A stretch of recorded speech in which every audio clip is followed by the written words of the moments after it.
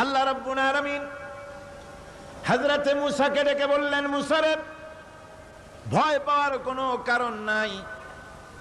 প্রতিষ্ঠিত একটি সরকারের বিরুদ্ধে তোমাকে নামায় দিয়া ময়দানে তোমাকে আমি একা ছেড়ে দেই নাই। আমি আল্লাহ রাব্বুল আলামিন তোমার সাথে আছি। হাতের লাঠি ছেড়ে দাও। মূসা আলাইহিস সালাম লাঠি ছেড়ে দিলেন, লাঠি সাপ হয়ে গেল, হা করলো। জাদুকরদের তৈরি করা সমস্ত বাঘ, সিংহ, সাপ মূসা আলাইহিস সালামের লাঠি মার্কা সাপের পেটের মধ্যে গিয়া ঢুকলো। জাদুকরেরা মনে করলো আমরা যা দেখালাম তা তো জাদু। নিঃসন্দেহে মূসা আলাইহিস সালাম যা দেখালেন তা নিঃসন্দেহে জাদু নয়, কারণ জাদু তো খেয়ে ফেলে দিয়েছে।